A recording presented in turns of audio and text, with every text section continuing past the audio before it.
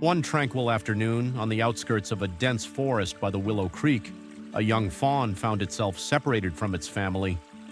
The little creature, named Speckle by those who would later know her, roamed aimlessly, searching for its mother.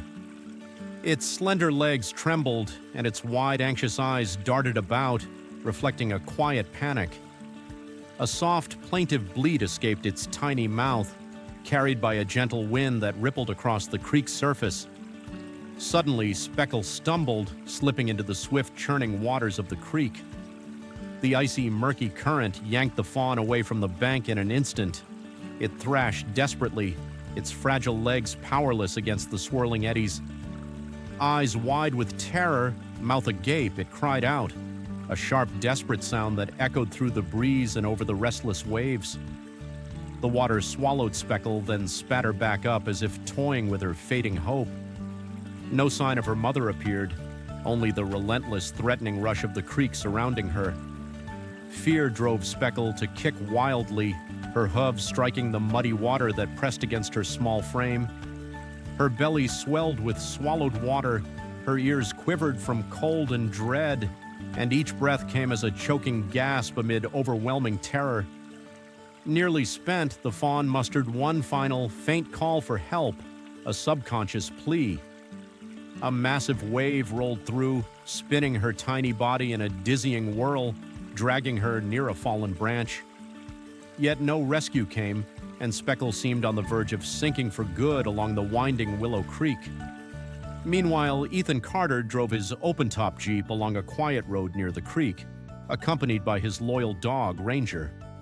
A faint, distressed cry pierced the air, rising above the water's roar. Ethan slammed on the brakes, brow furrowed, scanning the surroundings for the source of the odd sound. Ranger, a sturdy golden retriever, lifted his head, ears pricked, and let out a low, rumbling growl, sensing something amiss.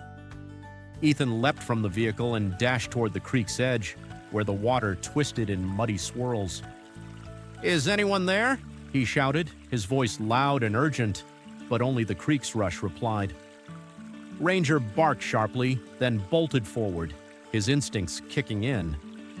As Ethan raced along the bank, he spotted a tiny form bobbing in the stream's center. "Good heavens, it's a fawn!" he exclaimed, his heart racing with worry. Time for thought vanished, his gaze locked on the struggling creature.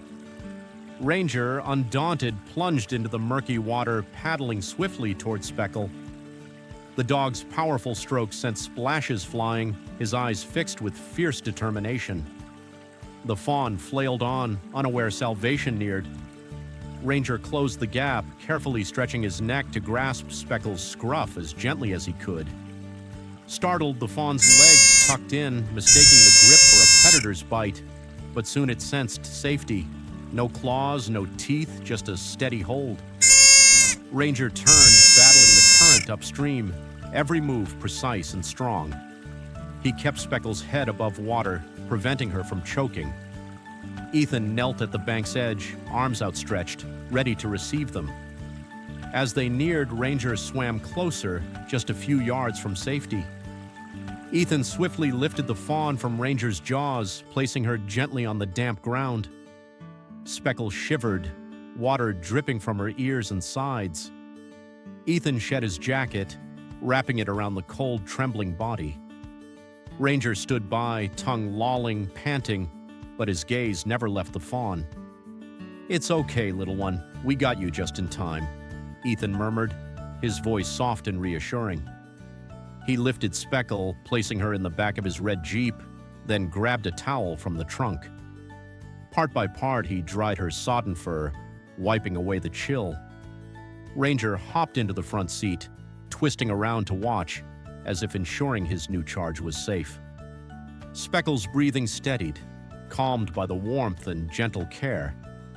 Ethan started the engine, turning the Jeep toward home, his mind set on nursing the fawn back to health. Ethan's modest cabin sat nestled atop a lush rolling hill near the forest, a cozy retreat surrounded by swaying grasses. Inside, he spread a thick warm towel near the fireplace in the living room, laying Speckle down to rest. Ranger settled beside her, eyes vigilant as if guarding his fragile companion.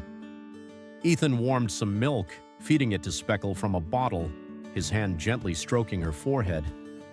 The fawn gazed up, her eyes softening, trust growing with each tender touch. The fire crackled, casting a golden glow over the trio, and the cabin filled with a quiet sense of peace. By the next day, Speckle found her strength, taking tentative steps in the backyard. Ethan dubbed her Speckle for the delicate white flecks dotting her back. She trailed Ranger curiously, exploring the yard, sniffing at flowers and twigs. Ranger, patient and kind, showed her how to nose the earth, paw at the ground, and tilt her ears to the chirping of birds overhead. Each morning, Ethan led them on a stroll through a nearby meadow, a wide open space where the townsfolk grinned at the sight of Ranger and Speckle bounding through the grass. On cooler afternoons, Speckle nestled into Ethan's arms, seeking warmth, her small body relaxing against him. The three formed an unusual but seamless family. Ranger no longer growled or scanned the horizon warily. Instead, he stayed close to Speckle, a protective big brother. Ethan watched their bond grow, a smile tugging at his lips, though he knew deep down their time together couldn't last forever. After 2 weeks, he realized Speckle needed to find her true home, her mother, and the wildlife she was meant for. Ethan unfolded a map of the Willow Creek area, marking spots where deer often roamed. One bright morning, he loaded Speckle and Ranger into the Jeep, driving back to the creek's edge. Speckle sat quietly, her ears twitching as if sensing something familiar in the air. They arrived, and Ethan shut off the engine, opening the door for Speckle to step out. Ranger sniffed about, darting through the grass, while Ethan searched the forest edge for signs of deer, tracks, broken twigs, anything. Then, from a distance, a graceful doe stood poised at the forest border, unmoving, her round eyes brimming with quiet hope. Speckle halted, still for a heartbeat, then bounded forward, stretching her legs in a joyful sprint. Ethan held his breath, watching, while Ranger sat steady, eyes tracking Speckle's path. The fawn paused, then nuzzled her head against the doe's side. The mother deer bent down, licking Speckle's head, a tender tremble in her frame as if to say, "You're mine." Ethan gazed at the reunion, tears welling in his eyes, his chest tight with joy. Ranger let out a soft, low bark, a gentle farewell. Ethan sighed, a smile breaking through, and nodded. "We did right, Ranger," he said quietly. Speckle turned, her eyes meeting Ethan and Ranger's one last time, shining with gratitude and a hint of wistfulness. Ethan waved, his voice warm. "Go be a wild deer, little one." The doe guided Speckle into the forest, their shapes fading amid the thick trees and dappled sunlight. Ethan and Ranger climbed back into the Jeep, the creek glinting peacefully beside them. A chapter closed, woven with compassion, hope, and a bond that knew no bounds. They drove home, the light of the day warming their path, a quiet contentment settling in. Dear friend, thank you for journeying through this tale. Please consider liking and subscribing to support more stories like this.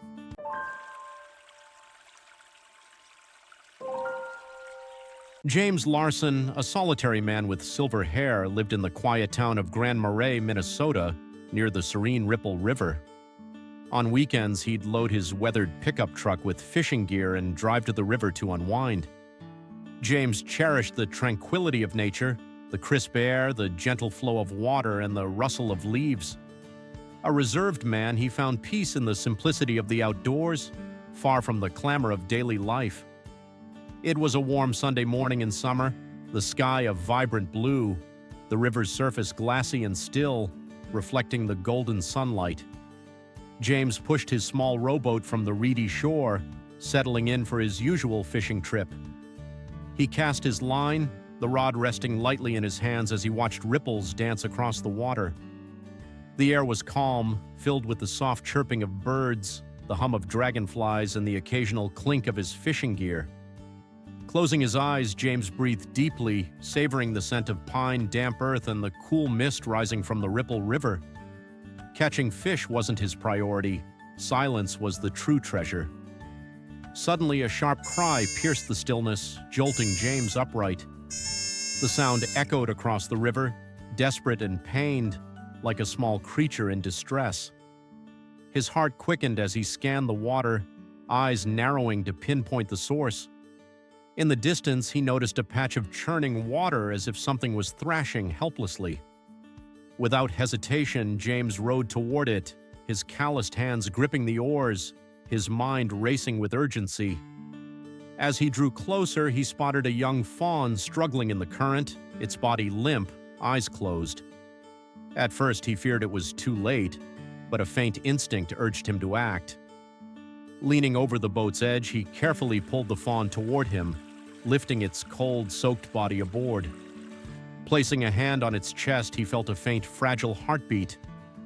Quickly, he wrapped the fawn in his jacket to keep it warm, propping it upright against the boat's side. Fishing forgotten, James turned toward shore, his movement swift but steady, the boat slicing through the water. As he rowed, he murmured soft words of comfort, hoping the fawn could sense his intent to save it. The river seemed endless now, each shallow breath from the fawn stretching time. Reaching the bank, James cradled the fawn and hurried to his truck, parked beneath a cluster of spruce trees, their needles carpeting the ground. He laid the fawn on the passenger seat, draped a blanket over it, and started the engine, speeding toward the nearest veterinary clinic in Grand Marais, a 20-minute drive through winding forest roads. Glancing at the fawn as he drove, James saw its weak breathing and whispered, "Hold on, little one, you're almost there." His hands tightened on the wheel, his mind focused on the fragile life beside him. At the clinic, he rushed inside, calling for help. 2 staff members hurried out, helping him carry the fawn into the clean, brightly lit facility. A young veterinarian, Dr. Emily Carter, took charge, placing the fawn on an examination table. She checked its heartbeat with a stethoscope, her movements precise, and called for her team to assist. James stood nearby, his breath held, watching every action with anxious hope. The clinic hummed with activity, machines beeping, Dr. Carter issuing rapid instructions in medical terms. James never imagined a fishing trip would lead to such a critical moment. The doctor explained that the fawn had water in its lungs and was in critical condition, but there was still hope.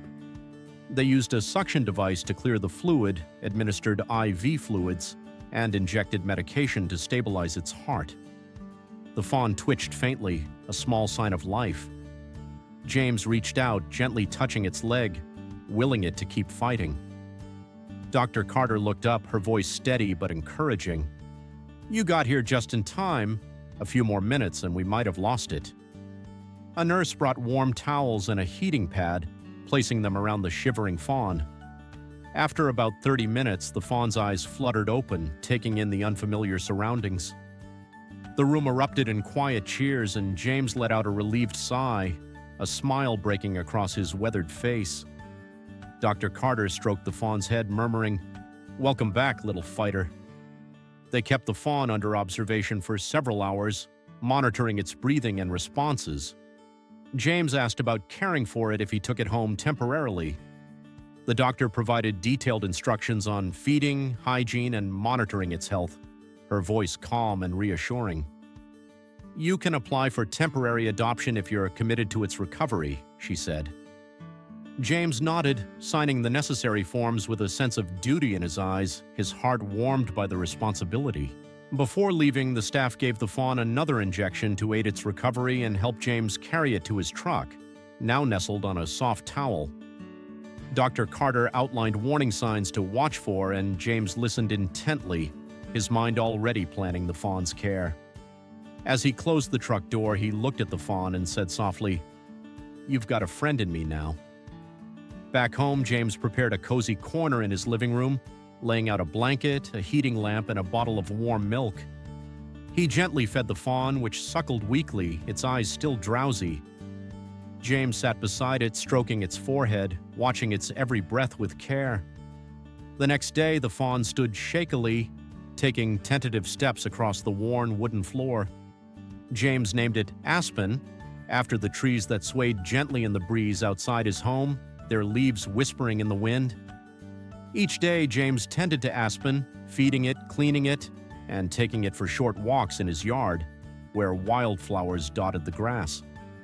He kept a notebook to track its progress, noting every small improvement with quiet pride.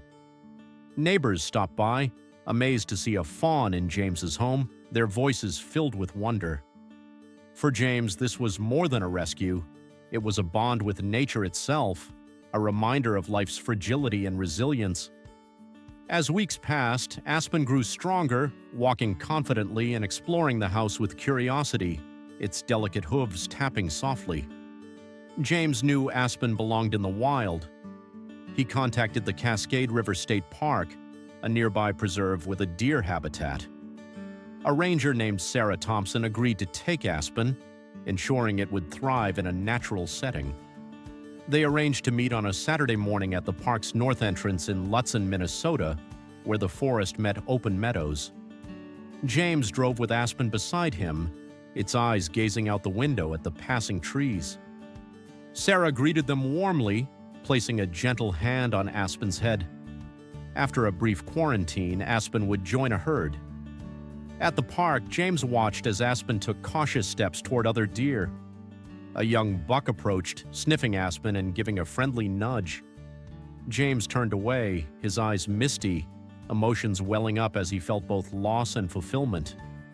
Sarah thanked him for his compassion, noting that not everyone would go so far to save a life. James shrugged modestly, saying, "I just did what felt right." Before leaving, he whispered to Aspen, "You're strong now. Live well out there." James returned to his fishing routine, but the Ripple River felt different now, its waters carrying a deeper meaning. He walked alone, yet no longer felt the weight of solitude. Aspen had left behind a quiet gift, a reminder of the connection between humans and the wild. When asked about his life, James would share the story of that summer morning, a tale of how one small act could ripple into something profound. Thank you for reading this story. Please like and subscribe to support more tales like this. James Carter, a middle-aged man, lived alone in a modest wooden cabin nestled in the quiet town of Willow Creek, Oregon. After losing his wife to a long illness, he embraced a solitary life, finding solace in the simplicity of his days. Each weekend, he ventured to a serene lake surrounded by dense woods, where he fished, drawn to the peace of rippling water, clear skies, and the gentle rustle of pine trees. A lover of nature, he lived humbly, always ready to aid any creature in need. His evenings were spent whittling small wooden figures, birds, deer, and foxes, each a tribute to the animals he cherished, placed lovingly on his mantel, their polished surfaces gleaming softly in the firelight. One crisp Sunday evening, James grabbed his fishing rod and headed to the lake, his heart light with the familiar comfort of routine. The tranquil beauty of the water soothed his soul as he cast his line, the soft lapping of waves blending with distant bird calls and the faint hum of evening insects. A strange, haunting sound broke the silence, not the usual chirps or scurries, but a faint, desperate cry that sent a chill down his spine. Standing quickly, he scanned the lake's edge and froze. In the distance, a young fawn, later named Daisy, struggled in the grip of a massive snapping turtle. Its jaws clamped tightly around Daisy's slender neck, pulling her into murky water, staining it red with blood. Her legs thrashed wildly, her wide eyes pleading toward the shore, filled with panic and fading hope. James's heart raced, pounding with urgency. He couldn't stand by as the fragile creature fought for its life. Grabbing his oars, he rowed toward the scene with all his strength, the water parting under his determined strokes. Sunlight glinted off the lake, forcing him to squint as he navigated through the blinding glare. He shouted, his voice echoing across the water, hoping to startle the turtle, but it held firm, its claws digging into Daisy's trembling body. As James drew closer, he jabbed the turtle's head with his oar, yelling to distract it. The turtle paused, its cold, unyielding eyes locking onto him, but it refused to release its grip. The struggle dragged on, tense and exhausting, As Daisy's strength waned, her head dipping dangerously close to the water's surface, her eyes growing dim with fading hope. Desperate, James balanced the oar in one hand and reached for Daisy with the other, lifting her head above the water, feeling her faint pulse beneath his fingers. With a final forceful shove of the oar, he struck the turtle's side, and it released her, retreating into the depths with an angry hiss. Gasping for breath, James pulled the shivering fawn onto his boat, her small body trembling as she clung to the edge, her faint whimpers piercing his heart. Without hesitation, he rowed back to shore, Daisy's weak moans urging him on. On land, he gently lifted the cold, soaking creature into the back of his old pickup truck, wrapping her in a worn wool blanket, its frayed edges soft against her fur. He checked her wounds, blood seeping from her neck and flank, and drove swiftly to Willow Creek's veterinary clinic, glancing back to comfort her with soft words and gentle pats. Each groan tugged at his heart, her round eyes filled with pain yet holding a flicker of trust. At the clinic, Dr. Emily Watson, a kind and skilled veterinarian, rushed Daisy into the emergency room. James waited outside, clutching his weathered hat, his eyes fixed on the door, pacing as he whispered prayers for her survival. His boots scuffed the worn floor, each step echoing his anxiety. After an agonizing hour, Dr. Watson emerged with good news. Daisy would survive, but needed careful attention.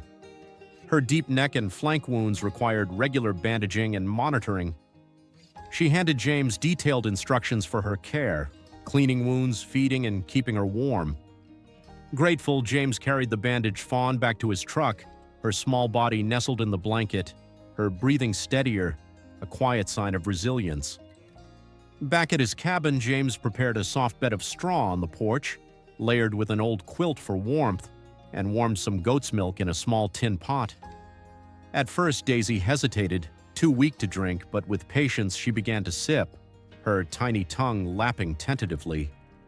Each day, James tended to her, changing bandages, wiping her down with a warm cloth, and offering fresh grass. On sunny days, he carried her to the yard, letting her rest under a shaded oak, surrounded by birdsong and blooming wildflowers. He spoke to her gently, calling her Daisy, as if she were his own child, his voice a steady comfort. At night, he placed her bed near a window, keeping watch as he rested. He carved a small wooden fawn, placing it near her bed as a token of hope, its smooth curves catching the moonlight, a silent guardian. Slowly, Daisy grew stronger. Her first steps were wobbly but determined, and soon she followed James around the garden, nuzzling his hand for affection, her soft muzzle warm against his palm. Her wounds healed, her coat regaining its delicate white spots, shimmering in the sunlight. Within a week, she roamed the yard, nibbling grass on her own, her eyes bright with life. Though James cherished her, he knew she belonged to the wild. He decided to return her to the forest near the lake where he'd saved her. One quiet morning, James drove Daisy to the lake's edge. He lifted her from the truck, stroking her soft fur one last time, his fingers lingering on her warm coat, memorizing her warmth. As he opened the door, a deep call echoed from the woods, a doe, Daisy's mother, waiting patiently, her silhouette framed by towering pines. Daisy glanced back at James, her eyes sparkling with gratitude, then bounded toward her mother, her steps light and sure. James watched, tears welling, his heart full, knowing he'd done right by her, the ache of parting softened by her newfound freedom. The next morning, as James sipped coffee on his porch, the aroma mingling with the fresh scent of pine, he heard soft footsteps. To his amazement, Daisy and her mother stood at the fence, gazing at him with gentle eyes. He approached slowly, and neither deer flinched. Daisy nuzzled his hand, and the doe dipped her head, as if in quiet thanks. Laughing softly, James sat on the grass, offering fresh clover, its sweet scent drawing them closer. The trio lingered in the morning light, the sun filtering through the trees, casting a warm glow over the peaceful scene. He sketched the moment in his journal, capturing their bond, the lines of his pencil tracing their graceful forms, each stroke a cherished memory. From that day, James's solitude felt lighter. Daisy and her mother visited often, their presence a quiet gift that warmed his quiet life. He wrote their story, preserving the memory of their connection, each word a testament to their bond, his pen moving with care across the pages. Each morning he glanced toward the woods, hoping for a glimpse of Daisy, her white spots flashing among the trees. His life, once empty, now brimmed with purpose, all because he'd answered a small creature's cry for help, a moment that redefined his quiet existence. Thank you for taking the time to read this story. Don't forget to like and subscribe to the channel to support us.